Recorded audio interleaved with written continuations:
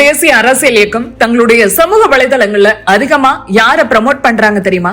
பிரதமரை கிடையாது, எதிர்க்கட்சி தலைவரை அல்ல, தமிழக முதலமைச்சர் விஜய். அதுவும் தொடர்ந்து ஒரு மாநிலத்தின் முதலமைச்சருக்கு இன்னொரு மாநிலத்தில் தொடங்கப்பட்ட ஒரு புதிய அரசியல் இயக்கம் ஏன் இவ்வளவு முக்கியத்துவம் கொடுக்கணும்? இதன் பின்னால் இருக்கக்கூடிய அரசியல் கணக்கு என்ன பார்க்கலாம். டெல்லியை சேர்ந்த வழக்கறிஞர் சஞ்சய் துபே என்பவர் தனக்கு மூத்த வழக்கறிஞர் அந்தஸ்து வழங்க டெல்லி உயர்நீதிமன்றம் மறுத்ததை எதிர்த்து உச்சநீதிமன்றத்துல மனு தாக்கல் செய்யறாரு. இதை விசாரித்த நீதிபதி சூரியகாந்த், வேலை இல்லாத, தொழிலில் சரியான இடம் கிடைக்காத சில இளைஞர்கள் கரப்பான் பூச்சிகள் போல செயல்படுறாங்க. அவர்கள் ஊடகம், சமூக ஊடகம், தகவல் அறியும் உரிமை சட்டம் ஆர்வலர்கள் அல்லது இதர சமூக ஆர்வலர்கள் என்ற போர்வையில ஒட்டுண்ணிகளாக மாறி ஒட்டுமொத்த அமைப்பையும் தாக்க தொடங்குறாங்க.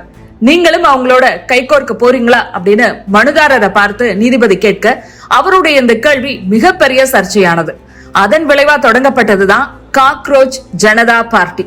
கருப்பான் பூச்சிகள் எல்லாம் ஒன்னா சேர்ந்தா எப்படி இருக்கும்? சமூக வலைதளங்கள்ல ஒருவர் சாதாரணமா கேட்ட இந்த கேள்வி சில நாட்கள்லயே இந்தியா முழுவதும் அரசியல் விவாதமா மாறும் அப்படின்னு யாருமே நினைச்சிருக்க மாட்டாங்க. ஆனா அதுதான் நடந்தது. காக்ரோச் ஜனதா பார்ட்டி பெயரை கேட்டதுமே சிரிப்பு வரும்.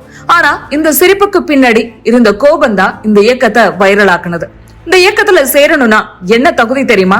கட்டாயமா விருப்பத்தின் பேரில் அல்லது கொள்கை அளவுல நீங்க வேலையற்றவரா இருக்கணும். உங்களுக்கு வேலை இருக்கக்கூடாது.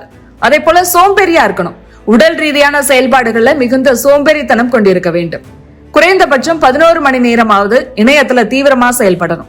உங்களுடைய கருத்துக்களை துணிச்சலாவும் கூர்மையாவும் சமூக வலைதளங்களை பதிவிடணும். இப்படி நகைச்சுவையாக விதிமுறைகள் வெளியிடப்பட அதன் இன்ஸ்டா பக்கத்துல வெறும் 6 நாட்கள்ல 20 மில்லியன் பேர் இணைந்தார்கள். இந்த நிலையில தான் சிஜேபி நாடு முழுவதும் பேசப்பட்டு வருது. குறிப்பா ஜென்சி தலைமுறையினர் இதை தங்களுடைய இயக்கமாவே எடுத்துக்கிட்டாங்க. வேலை வாய்ப்பு, போட்டித் தேர்வுகள், நீட் போன்ற தேர்வுகளை நடக்கக்கூடிய சர்ச்சைகள், இப்படி இளைஞர்கள், மாணவர்களின் பிரச்சனைகளுக்காக பேசி வருகிறது சிஜேபி. சிஜேபி என்பது தற்போது ஒரு இயக்கமா இருந்தாலும் அது அரசியல் கட்சியா பதிவு செய்யப்படல. இருப்பினும் சமூக வலைதளங்கள்ல கோடிக்கணக்கான இளைஞர்களை சென்றடைந்துள்ள ஒரு இயக்கம். இதே சமூக வலைதள ஆதரவோட நாளைக்கே கட்சி தொடங்கினாலும் ஆச்சரியப்படுறதுக்கு இல்ல. சமூக வலைதள பிரச்சாரம் அரசியலையே மாற்றும், தேர்தலில் வெற்றி தோல்விகளை தீர்மானிக்கும் என்பதற்கு மிகச்சிறந்த உதாரணம் தாவேகா, தமிழக வெற்றி கழகம். கட்சி ஆரம்பித்த 2 ஆண்டுகளில் விஜய் ஆட்சியை பிடித்ததற்கு முக்கிய காரணங்களில் ஒன்று சமூக வலைதள ஆதரவு, அதிலிருந்து செய்யப்பட்ட ப்ரமோஷன், பரப்புரை எல்லாம். எனவே இதை மிகச்சிறந்த உதாரணமாக எடுத்துக்கொண்டிருக்கிறது சிஜேபி. சிஜேபியை பொறுத்த வரைக்கும் அவங்க ஒருவேளை 2029ஆம் ஆண்டு தேர்தலில் களமிறங்கும் போது அவர்கள் தென் மாநில ஆதரவை முக்கியமா எதிர்நோக்குறாங்க. தென்னிந்திய மாநிலங்களான தமிழ்நாடு, கர்நாடகா, கேரளா, ஆந்திரா, தெலுங்கானா ஆகிய மாநிலங்களில் இருக்கக்கூடிய மக்களவை தொகுதிகள் 126. இவ்வளவு மக்களவை தொகுதிகள் இருக்கும் போது அதை முக்கியமானதா கருதக்கூடிய சிஜேபி இங்க இருக்கக்கூடிய இளைஞர்களிடம் ஏற்கனவே தாக்கத்தை ஏற்படுத்தியுள்ள விஜயை முன்னிறுத்துவதன் மூலம் அந்த பகுதி இளைஞர்களின் கவனத்தை ஈர்க்கும் முயற்சியாக விஜய தங்களோட பக்கங்கள்ல, தங்களோட சமூக வலைதள பக்கங்கள்ல ப்ரமோட் செய்யக்கூடிய வேலையில இறங்கிருக்கிறதா சொல்லப்படுது. விஜய் சிஜேபிக்கு ஆதரவா இருக்காரு.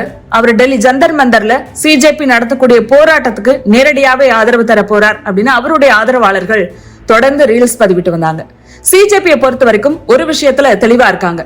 ஜென்சி தலைமுறையின் அரசியல் தாக்கம் நாளுக்கு நாள் அதிகரித்து வருது. இந்த சக்தி தான் தமிழ்நாட்டின் விஜயின் தமிழக வெற்றி கழகத்தின் தேர்தல் வெற்றியையும் தீர்மானிச்சது என்பதை ஆணைத்தரமாக நம்புகிறார்கள். எனவே விஜய்க்கு தமிழ்நாட்டை தாண்டி தென்னிந்தியாவின் மற்ற மாநிலங்களிலும் ரசிகர்கள் இருப்பதால் அவரை முன்னிறுத்தி 2029ஆம் ஆண்டு தேர்தலை எதிர்கொள்ளும் வியூகத்தில் சிஜேபி இருக்கலாம் என்ற தகவல்கள் வெளியாகி இருக்கின்றன.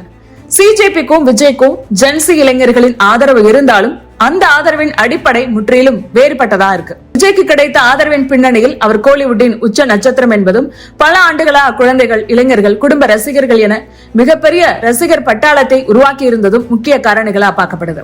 அரசியலுக்கு வருவதற்கு முன்பே மக்கள் ஆதரவு அவருக்கு இருந்தது. ஆனா சிஜேபியை சுற்றி திரண்டு இருக்கும் இளைஞர்களின் மனநிலை வேற மாதிரியா இருக்கு. இந்த கூட்டம் ஒரு நடிகரை அல்லது ஒரு பிரபலத்தை பின்தொடர்ந்து வந்த கூட்டம் கிடையாது. வேலை வாய்ப்பு பற்றாக்குறை, போட்டித் தேர்வுகளில் ஏற்பட்ட சர்ச்சைகள், இளைஞர்களின் எதிர்காலம் குறித்த கவலை, சமூக புறக்கணிப்பு போன்ற பிரச்சனைகளால் உருவான அதிருப்தியே இந்த ஆதரவின் மையமா இருக்கு. ஆனா ரெண்டுலயுமே ஜென்சி ஆதரவு இருந்தாலும் ஒண்ணு ஒரு பிரபலத்தின் மீது உருவான அரசியல் நம்பிக்கை, இன்னொன்னு தங்களுடைய பிரச்சனைகளுக்கு குரல் கொடுக்கும் ஒரு தளத்தின் மீது உருவான ஆதரவு. இதுதான் இந்த இரண்டு இயக்கங்களுக்கும் இடையான மிகப்பெரிய வித்தியாசம். எனவே எதிர்காலத்துல சிஜேபி விஜயை தொடர்ந்து முன்னிறுத்தி தென்னிந்திய இளைஞர்களை சென்றடைய முயற்சியில ஈடுபட்டா அதனுடைய அரசியல் தாக்கம் எப்படி இருக்கும் அப்படிங்கிறது கவனிக்கப்பட வேண்டிய ஒண்ணு. அப்படி ஒரு முயற்சி நடந்தா சிஜேபி குறித்து தென்னிந்திய இளைஞர்களின் பார்வை மாறுமா, அல்லது சிஜேபியுடன் விஜய் பெயர் தொடர்ந்து இணைக்கப்படுவதால் விஜயை பற்றிய அரசியல் பார்வையிலும் மாற்றம் ஏற்படுமா? இந்த அரசியல் கணக்கு யாருக்கு சாதகமாக அமையும், யாருக்கு பாதகமாக அமையும் என்பதற்கு காலம்தான் பதில் சொல்ல வேண்டும்.